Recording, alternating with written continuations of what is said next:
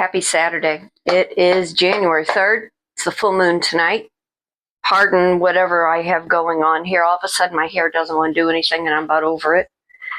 I'm heating up some soup that I made the other day. It is a doable cold here in St. Louis, Missouri. Ran to Walmart, went and bought some paint because my coffee station is coming tomorrow. Hypothetically, or in theory, I want to put it here. The baker's rack, coffee pot, and all my coffee apparatus, and then the microwave will go underneath. And then I have a whole other baker's rack that has all of my baking goods, needless to say. The issue is there is electric over here, and there is electric over there. And I had inquired about having an outlet put in here because there's this dead something. I've talked to my son-in-law about hanging a ceiling fan in my office because the guy that I was talking to wanted $55 an hour, and that's just, it's not doable. And I don't want to do that. But I ran to Walmart to go get some paint because I need to touch up the cabinets from where my lovely little Frances clawed the bottom part. It's a farm fresh green, drab green, if you want to be more technical about it. But I want to paint everything else in antique white throughout my whole house in antique white. I am just over all of the color, and I don't know what that is stemming from other than an overstimulated nervous system. So I bought antique white, and I had a whole other gallon. So I've got another gallon of that. I have a gallon of semi-gloss white that I will kind of do all the trim. And I don't know if I want to start in here or if I want to start in the living room and then just start painting. And anybody who knows me, once I get painting in anything, that's where my mind will be. Was on the computer this morning looking up some life coaching stuff and emotional stagnation. Are you familiar with the term?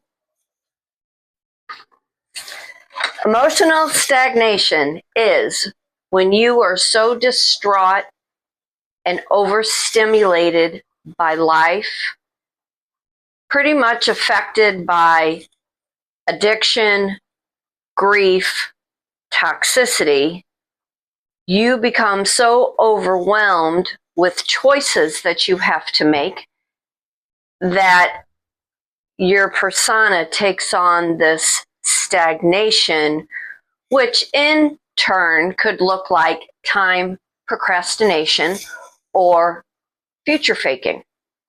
That is a mouthful, isn't it? Turn it off. I made some turkey tortellini the other day. Future faking is when you, trying to put this in the correct terms because it can be looked at in two different aspects. Future faking is pretty much like false promising.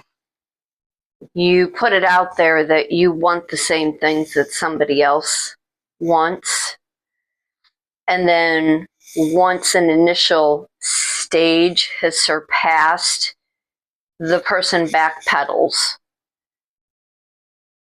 Future faking, emotional stagnation, says, I'm going to lead you on. I'm going to make you believe that I want what you want also,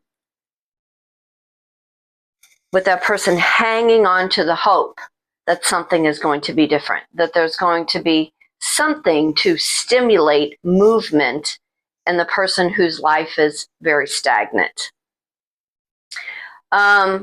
Grief will cause that.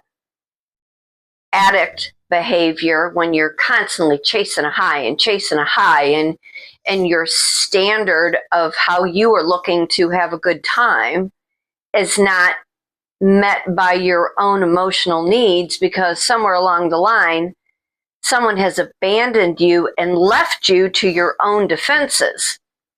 So when you are having to make these decisions to move forward and show progress and evolve into the next level of your relationship, emotional stagnation sets in, and it leaves the other person kind of in limerence. Like, what is it going to take? Why can't you make the decision to do something different? Why do you have the need to protect yourself where you cannot physically do anything other than your personal protective mode? Emotional stagnation also keeps that person dependent on you, because that person is in waiting. That person is hanging on to the words that you promised when there was really no follow through with any of that promise. I've been looking at areas, because I have said for the last 15 years I want to move, and as I was having a conversation with somebody this morning, the economy has not been kind. It has not been fair. And the places that I have been attached to and the people that I have been attached to, one, never really saw what my big picture was or how it was going to benefit somebody else, because they were lingering in this protective energy of, if I move out of what I know, therefore I will have to alter my behavior patterns and routine to do something different. But my stagnation, their stagnation, has kept them in that position, always having that home base, always having those people to fall back on, always having that, but this is where I've always lived. This is how I've always acted, expecting somebody else to tolerate the indifference of never having any follow through or never having a plan to move forward, to never get out of time procrastination or emotional stagnation. So looking in areas, because I always say it's not that next destination, because whatever is happening in life, if it is not resolved in this current circumstance, it does follow. But it gives you something to look forward to, something to build on, something to have hope for, something to look forward to, because really, and as I've said repeatedly, we know how 2025 was. We do not want to repeat. We don't want to repeat from 2014 to 2025. So you have to address your own personal procrastination, and what is it that is keeping you so locked in that stagnation? I repeat myself, I want to move. I want to get to another house. I want to get to another area.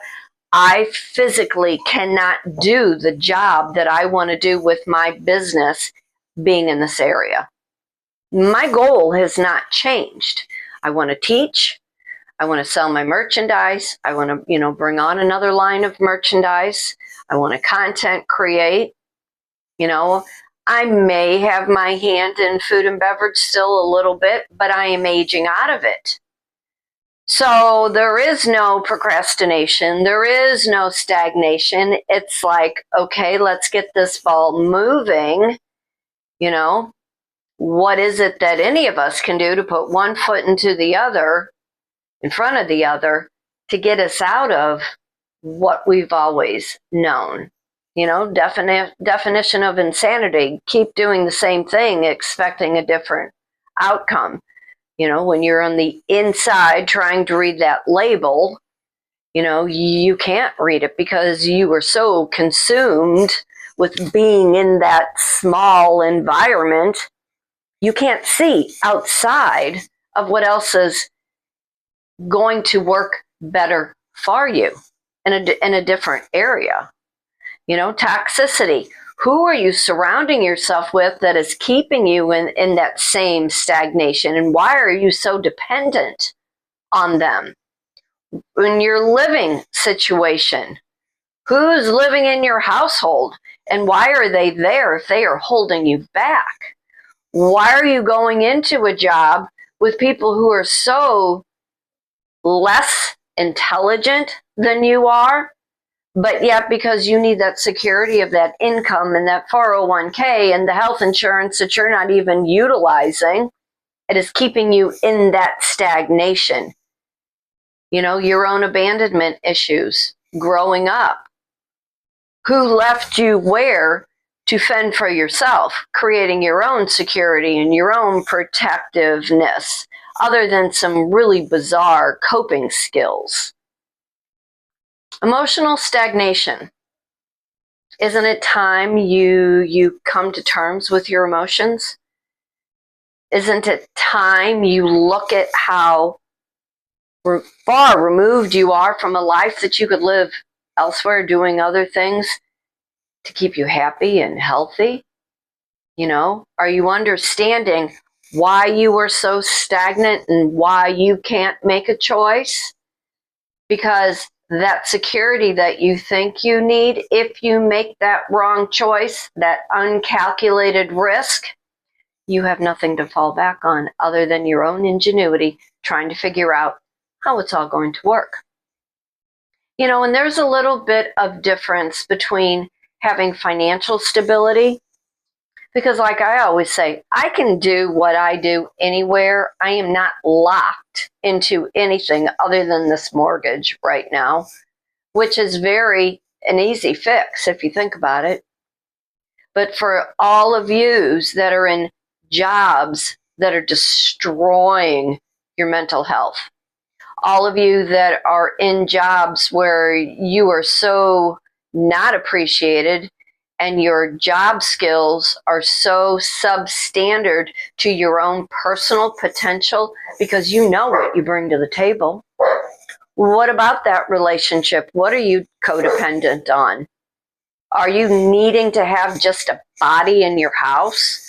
Are you needing to be renting from that person you rent from because God forbid you have to branch out and find someplace else to live on your own?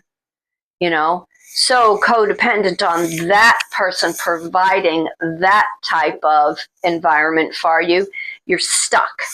You're sucked in. You're sucked into somebody else's circumstances, which they refuse to recognize as holding you emotional hostage. You know, that person who is in your home holding you emotional hostage, keeping you in that emotional stagnancy, keeping you from doing the things that you need to do to make yourself happy. But I want you to think about your own emotional stagnancy. What in your life have you succumbed to that you no longer have a desire to grow outside of what you know? I always say it's a big world. It's a huge world when you get off the only two streets, you know, and you get away from the same 10 damn people that you frequent. But I'm Kitryn Marie, an artist, writer, speaker, life, and a business coach, reside in St. Louis, Missouri. Gonna have a little soup here for lunch. Gonna figure out what I'm gonna start to paint. Got all the stuff. Got a mud part of the ceiling up here. The process. Everything is a process, but you can't stand still. Can't sit back and watch everybody else's life pass you by, because at one point you look in the mirror and you think, my God, what time have I wasted because I allowed fear to hold you back. For today, for tomorrow, be happy, be blessed, be thankful for everything. Remember, fate turns on a dime. It is up to you to decide what side of the coin you want to be on. Y'all take care, and I'll see you real soon. Bye.